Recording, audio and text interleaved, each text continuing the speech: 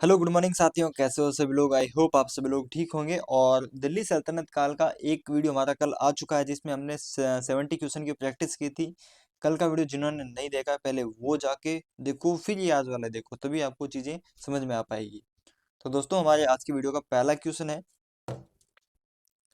निम्न में से किसका आक्रमण भारत पर किया गया द्वितीय तुर्क आक्रमण था? महमूद गजनवी, मोहम्मद गौरी, चंगेज खां या फिर तैमूर लंग। तो इसमें आपका option number B right answer है, मोहम्मद गौरी। अगला है क्वेश्चन नंबर 2, मोहम्मद गौरी किस वंश का शासक था? बहुत अच्छा क्वेश्चन है। यामिनी, संसबनी, गुलाम या फिर खिलजी। तो देखो, गुलाम और खिलजी तो है नहीं, यामिनी है नहीं, तो इसका मतलब संसबनी संसबनी वंश का शासक कौन था? मोहम्मद गौरी। तो वंश के बारे में कई बार एग्जाम में क्वेश्चन आता है, तो क्वेश्चन आपका इंपॉर्टेंट है। अगला क्वेश्चन नंबर 73, मोहम्मद गौरी को किस अन्य नाम से भी जाना जाता है? तो इसमें आप लोग सीधा याद रख लो, ये सारे नाम है, या सीधा याद रखने का मतलब है सारे याद रखने हैं। साहबुद्दीन, मोइजुद्दीन, मोहम्मद बिन साम। और ये किस वंश से था? संसबनी वंश। ये सेम टू सेम पीडीएफ है, वो मैंने व्हाट्सएप ग्रुप में आपको सेंड कर दूंगा। इसके अलावा ये पीडीएफ आपको टेलीग्राम ग्रुप में भी मिल जाएगा। जो सारे टिक लगाए हुए है ना, जैसे कि ये इसमें टिक लगाया हुआ है, तो सेम टू सेम ये पीडीएफ आपको मिल जाएगा। अगला क्वेश्चन नंबर 74, मोहम्मद गोरी ने 1175 में भारत पर पहला आक्रमण किस राज्य के खिलाफ किया था? मुल्तान, अहिलवाड़ा, पंजाब या फिर इनमें से कोई नहीं। तो 74 में आपका option number A right answer है, मुल्तान। अगला क्वेश्चन नंबर 75, भारत का पहला शासक कौन था जिसने मोहम्मद गौरी को पराजित किया था? तो ये आप सभी को पता है कि एक युद्ध हुआ था। नहीं यार, तराइन से पहले भी हुआ था, ये सोलंकी। हाँ, सोलंकी शासक भीम द्वितीय ने सबसे पहले मोहम्मद गौरी को पराजित किया था। और पृथ्वीराज चौहान ने किस युद्ध में? 1191 तराइन के प्रथम युद्ध में हराया था। फिर 1192 तराइन के द्वितीय युद्ध में मोहम्मद गौरी ने पृथ्वीराज चौहान को हराया था। अगला क्वेश्चन नंबर 76, मोहम्मद गौरी और पृथ्वीराज चौहान के बीच विवाद के मूल क्या थे? किस तरह का उनके बीच विवाद था? तो वो था बठिंडा का। अगला क्वेश्चन नंबर 77, मोहम्मद गौरी का सर्वाधिक महत्वपूर्ण भारतीय आक्रमण कौन सा था? मुल्तान पर आक्रमण, तराइन का प्रथम युद्ध, द्वितीय युद्ध या फिर बठिंडा पर आक्रमण। तो इसमें option number C right answer है, तराइन का द्वितीय युद्ध। अगला क्वेश्चन नंबर 78, मोहम्मद गौरी और कन्नौज के राजा जयचंद के मध्य 1194 में, very very most important question है, आपके एग्जाम में आने लायक है। 1194 में हुआ ये युद्ध किस नाम से प्रसिद्ध है? तराइन का प्रथम युद्ध? नहीं, ये पृथ्वीराज चौहान और मोहम्मद गौरी के मध्य हुआ था, उसमें मोहम्मद गौरी की हार हुई। तराइन का द्वितीय युद्ध? नहीं, ये भी नहीं था, क्योंकि इसमें मोहम्मद गौरी और पृथ्वीराज चौहान के बीच में युद्ध हुआ था, उसमें मोहम्मद गौरी की विजय हुई थी। और ये युद्ध हुआ था चंदावर का युद्ध। ठीक है, इस युद्ध को कहते थे चंदावर का युद्ध, जो कि मोहम्मद गौरी और कन्नौज के राजा जयचंद के बीच 1194 में हुआ था। अब आपको बताना है कि पानीपत का प्रथम युद्ध कब हुआ था, किसके मध्य हुआ था, नीचे आपको ये आपको कमेंट करना है। ठीक है। अगला क्वेश्चन नंबर 79, मोहम्मद गौरी का अंतिम आक्रमण किसके विरुद्ध हुआ था? करमाती, गजनवी, सोलंकी या फिर पंजाब की खोखर। तो इसका पाला लास्ट में किससे पड़ा था? ये पड़ा था पंजाब के खोखरों से, यानी जाटों से। क्वेश्चन नंबर 80, तराइन का द्वितीय युद्ध ऐसा निर्णायक युद्ध समझना चाहिए जिसने भारत पर मुसलमानों की आधारभूत सफलता निश्चित कर दी थी। बाद में होने वाले आक्रमण इसके परिणाम मात्र ये किसका कथन है? तो ये कथन किसका हो गया? वीए स्मिथ, लेनपुल, ईश्वर प्रसाद या फिर अल्बरूनी। तो 80 में आपका option number A right answer है, वीए स्मिथ। अगला क्वेश्चन नंबर 81, मोहम्मद गोली ने के किस सेनापति ने बिहार विजय, बंगाल विजय एवं असम पर आक्रमण किया था? तो कौन था वो शासक था? अरे यार, इसका तो नाम ही बहुत लंबा है, क्या बोलूं। ये ऑप्शन नंबर बी वाला, इख्तियारुद्दीन मोहम्मद बिन बख्तियार खिलजी। ठीक है। क्वेश्चन नंबर 82, भारत में मुस्लिम राज्य का संस्थापक मोहम्मद गौरी को माना जाता है, परंतु भारत स्वतंत्र मुस्लिम राज्य का संस्थापक किसे माना जाता है? Very very most important question है, एग्जाम में आने लायक क्वेश्चन है। कुतुबुद्दीन ऐबक, मोहम्मद गौरी, इल्तुतमिश या फिर इनमें से कोई नहीं। तो 82 में आप लोग याद रखो, कुतुबुद्दीन ऐबक। क्वेश्चन नंबर 83, अलाउद्दीन खिलजी के आक्रमण के समय देवगिरी का शासक कौन था? रामचंद्र देव, प्रताप रुद्र देव, मलिक काफूर या फिर राणा रतन सिंह। किसका? देवगिरी का। अच्छा, तो देवगिरी में हो गया ऑप्शन नंबर ए, रामचंद्र देव। अगला क्वेश्चन नंबर 84, जब उसने राजत्व प्राप्त किया तो वह शरीयत के नियमों और आदेशों से पूर्णतया स्वतंत्र था। बर्नी ने यह कथन किस सुल्तान के लिए कहा था? तो ये कहा था अलाउद्दीन खिलजी के लिए। क्वेश्चन नंबर 85, सल्तनत काल में भू राजस्व का सर्वोत्तम ग्रामीण अधिकारी कौन था? चौधरी, रावत, मलिक या फिर पटवारी? 85 में option number A right answer है, चौधरी। अगला क्वेश्चन नंबर 86, तैमूर के आक्रमण के बाद भारत में किस वंश का राज स्थापित हुआ था? तो इसके बाद हुआ था लोधी वंश, सैयद वंश, तुगलक वंश या फिर खिलजी वंश? तो किसका हुआ था? ये हुआ था सैयद वंश।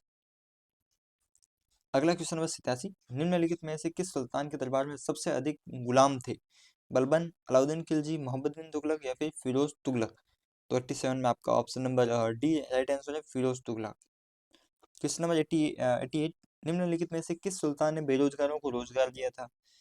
मतलब बहुत अच्छा सुल्तान रहा होगा, तभी मतलब बेरोजगारों को उसने रोजगार दिया है। बाकी आज के टाइम पे तो ऐसा कोई शासक भी नहीं है, ना कोई पीएम है, ना कोई प्रेसिडेंट है जो बेरोजगारों के बारे में सोचे भी। इसमें देखो फिरोज तुगलक, मतलब देखो ऊपर क्या दिया हुआ है, किस सुल्तान के दरबार में सबसे अधिक गुलाम थे और किस सुल्तान ने बेरोजगारों को रोजगार दिया था, भले ही अपना गुलाम बनाया था। वैसे नौकरी करो कहीं भी करो, नौकरी का मतलब नौकरी होता है, तो उसने गुलाम बना के उनको तनख्वाह दी थी ताकि उनका घर चल सके, तो फिर भी अच्छा ही काम किया। अगला क्वेश्चन नंबर 89, निम्नलिखित में से किस सुल्तान ने फलों की गुणवत्ता सुधारने के लिए उपाय किया था? तो ये था फिरोज तुगलक, बहुत अच्छा शासक था। इसने लड़ाई झगड़ा तो कम किया था, काम मतलब ढंग की चीजें जो इसे करनी चाहिए थी वो की थी। क्वेश्चन नंबर 90, नालंदा विश्वविद्यालय के विनाश का कारण? मुसलमान, कुषाण, सिदियंस या फिर मुगल? इसमें option number A right answer है, मुसलमान।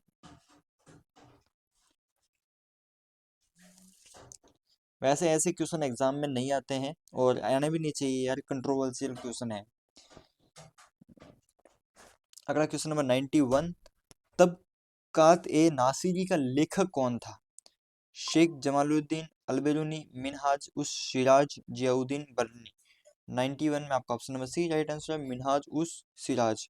क्वेश्चन नंबर 92, अलाई दरवाजा का निर्माण किस सुल्तान ने करवाया था? अलाई दरवाजा है कहाँ पे, नीचे कमेंट करो, और इसका निर्माण किसने कराया था? इल्तुतमिश, बलबन, अलाउद्दीन खिलजी या फिर फिरोज तुगलक? तो इसका निर्माण कराया था अलाउद्दीन खिलजी चाचा ने। ठीक है। क्वेश्चन नंबर 93, कुतुबुद्दीन ऐबक की राजधानी क्या थी? बहुत अच्छा क्वेश्चन है, मोस्ट इंपॉर्टेंट।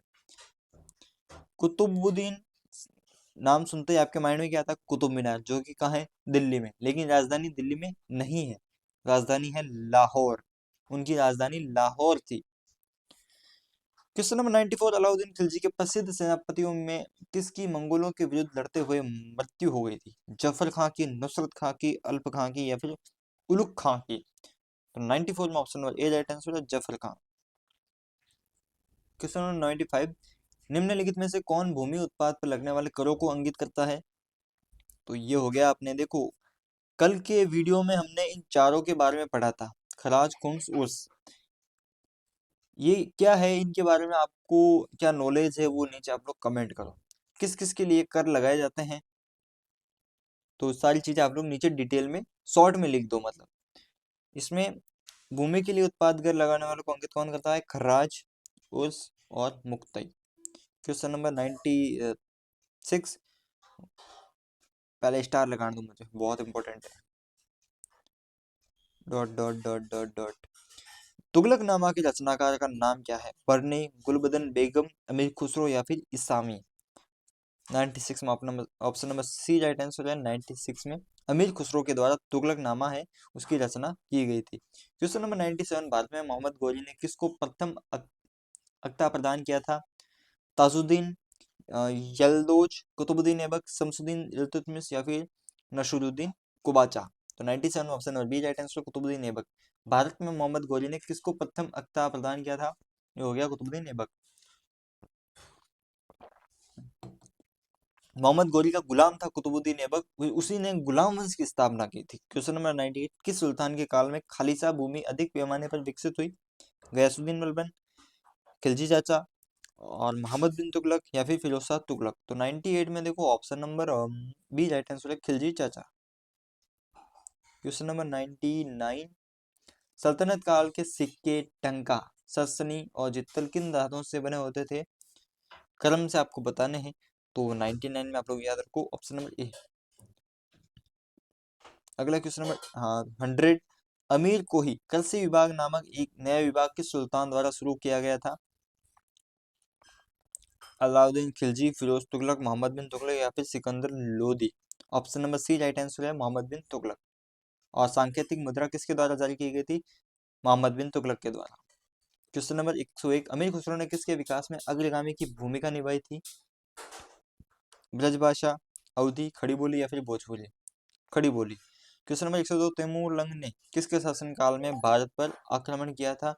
तो 102 में हो गया अपना option number D right answer है, नसरुद्दीन तुगलक, मोहम्मद तुगलक। अगला है सल्तनत काल की दो प्रमुख मुद्राओं का पता निम्नलिखित कूट से करना है हमें। तो कौन सी दो मुद्राएं थी? तो देखो 103 में आपका option number D right answer है, 2 और 4, यानी जित्तल और टंका भी हमने पहले ही देखा था। भारत में पोलो खेल का प्रचलन किसने किया था? पोलो आप सभी जानते ही हो। इसमें ऑप्शन नंबर सी, तुर्कों के द्वारा ये चीजें शुरू की गई थी। अगला 105, किसने एक तरफ संस्कृत मुद्रा लेख के साथ चांदी के सिक्के निर्गत किए? इसमें देखो मोहम्मद बिन कासिम, मोहम्मद गजनवी, ऑप्शन नंबर कितना है 105 है ना, इसमें आपका option number B right answer है, मोहम्मद गजनवी। अगला क्वेश्चन नंबर 106, अलाउद्दीन खिलजी के निम्न सेनाध्यक्षों में कौन सा तुगलक वंश का प्रथम सुल्तान बना? गाजी मलिक, मलिक काफूर, जफर खां या फिर उज्बेक खां? तो 106 में आपका option number A right answer है, गाजी मलिक। अगला क्वेश्चन नंबर 107, जवाबिद थे, क्या थे? ये थे इनमें से कोई नहीं यार, इसका आंसर तो मुझे भी नहीं पता। नहीं यार, इसमें बी है, राज्य कानून। जवाबिद थे राज्य कानून। बाकी ये क्वेश्चन मेरे भी समझ में नहीं आ रहा है क्योंकि इसका मैंने पढ़ा नहीं कभी। अगला क्वेश्चन नंबर 108, निम्न में से किस राजवंश के अंतर्गत विजारत का चरमोत्कर्ष हुआ है? इलबरी, खिलजी, तुगलक या फिर Lodhi? Option number C, Tughlaq. Exam में नहीं आएगा, ठीक है। क्वेश्चन नंबर 109, दो कथन दिए गए हैं। अलाउद्दीन के दक्षिण अभियान वन प्राप्ति के अभियान थे, ये तो ठीक बात है। फिर है दक्षिण राज्यों को कब्जे में करना चाहता था, नहीं। ऑप्शन नंबर सी इसमें राइट आंसर। फिर है वही मिलान करने वाला क्वेश्चन है। वैसे एग्जाम में नहीं आएगा ऐसा क्वेश्चन क्योंकि इतना ऐसा नहीं पूछते हैं। बाकी अगर किसी को पढ़ना है ना तो ऑप्शन नंबर ए याद रखो। ए को 4 पे ले जाओ, बी को 3 पे ले जाओ, ठीक है। इसके अलावा सी को 2 पे और डी को 1 पे। अगला क्वेश्चन नंबर 111, तोल की सबसे छोटी इकाई कौन सी है? रत्ती, माशा, तोला या फिर द्रोण? तो 111 में आपका option number A right answer है, रत्ती। क्वेश्चन नंबर 112, प्रसिद्ध कवि अमीर खुसरो किसके दरबार में रहे थे? अमीर खुसरो के बारे में हमने तुगलकनामा पढ़ लिया था कि तुगलकनामा किसके द्वारा लिखा गया था? अमीर खुसरो के द्वारा। अब वो किसके दरबार में रहता था? वो रहता था खिलजी चाचा के दरबार में, यानी अलाउद्दीन खिलजी के।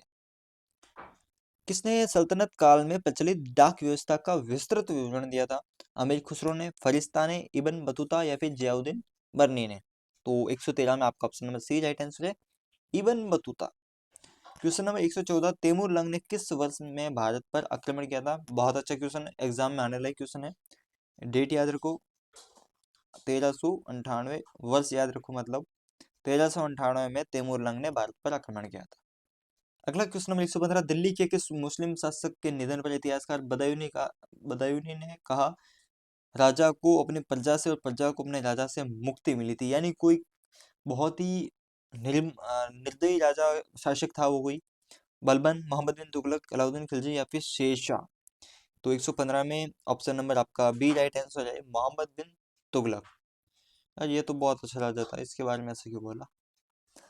दिल्ली के किस मुस्लिम शासक के निधन पर इतिहासकार बदायूं ने कहा कि राजा को अपनी प्रजा से और प्रजा को अपनी राजा से मुक्ति मिली?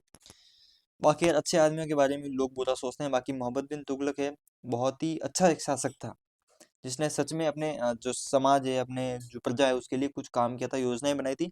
लेकिन इसके किस्मत ही ऐसे थे कि इसकी कोई भी योजना सफल नहीं हुई थी। मतलब सबसे ज्यादा असफल योजना इसी के टाइम पे हुई थी। इसने कोशिश की लेकिन सफल नहीं हो पाई थी। क्वेश्चन नंबर 116, दिल्ली के सुल्तान बलबन का पूरा नाम क्या था? तो बलबन बलबन चच्चा का पूरा नाम था 116 में option number C Ghiyasuddin Balban. इसका पूरा नाम था गयासुद्दीन बलबन। कौन सा सुल्तान नया धर्म चलाना चाहता था किंतु उलेमाओं ने विरोध किया? बहुत अच्छा क्वेश्चन है, एग्जाम में आने लायक क्वेश्चन है। अलाउद्दीन खिलजी बलबन, अलाउद्दीन खिलजी, मोहम्मद बिन तुगलक या फिर इल्तुतमिश। तो इसमें राइट आंसर है, मैंने बता ही दिया, Alauddin Khilji, option number B. Question number 118, Delhi में कौन सा ऐतिहासिक स्मारक भारतीय और फारसी वास्तुकला शैली का उदाहरण है?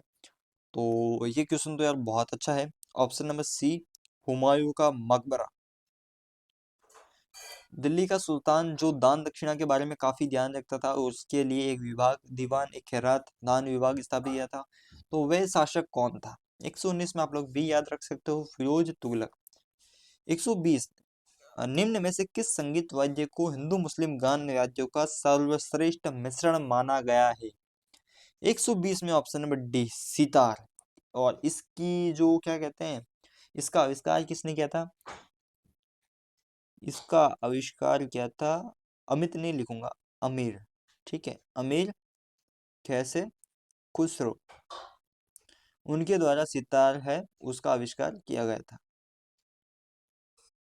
क्वेश्चन नंबर 121, नई फारसी काव्य शैली शबक ए हिंद अथवा हिंदुस्तानी शैली के जन्मदाता कौन थे? ऑप्शन नंबर डी अमीर खुसरो। 122 में अनुकूल परिस्थितियां मौजूद होने के बावजूद गुलाम वंश के शासक भारत में अपने साम्राज्य का विस्तार नहीं कर पाए। इसका मुख्य कारण क्या था?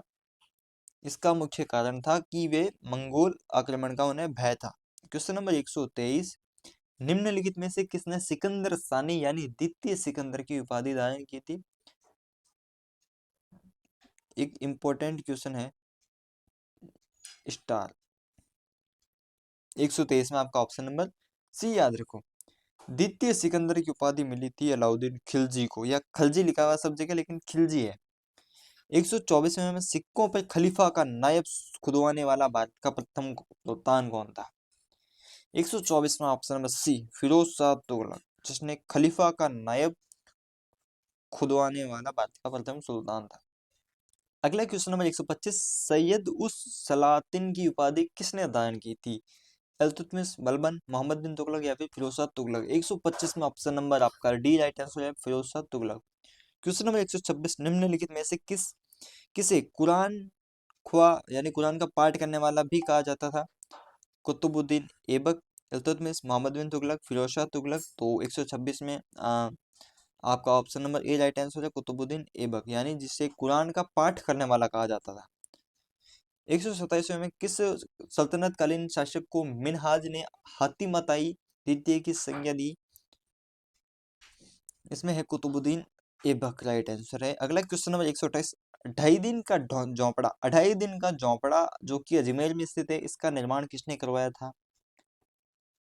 इल्तुतमिश, कुतुबुद्दीन ऐबक, बलबन या फिर फिरोज शाह तुगलक। तो 128 में आपका option number B right answer है, कुतुबुद्दीन ऐबक के द्वारा इसका निर्माण करवाया गया था। हमारे आखिरी आज के दो क्वेश्चन है इस वीडियो के। निम्नलिखित में से कौन अपने को ईश्वर का अभिशाप कहता था? चंगेज खान, तैमूर या फिर नादिर शाह। तो 129 में आपका option number A right answer है, चंगेज खान। क्वेश्चन नंबर 130, निम्नलिखित में से किसे बगदाद के खलीफा ने मंशूर यानी स्वीकृति पत्र मानाभिषेक प्रदान किया? कुतुबुद्दीन ऐबक, इल्तुतमिश या फिर रजिया सुल्तान को। एक तो इसमें बी राइट आंसर है, इल्तुतमिश। तो दोस्तों हमारा आज का वीडियो यहीं पे खत्म। बाकी इसके अभी मेरे 60 क्वेश्चन अभी और हैं, तो कल की वीडियो में आपको मिलेंगे, तो कल का वीडियो भी देखना। तब तक के लिए गुड बाय।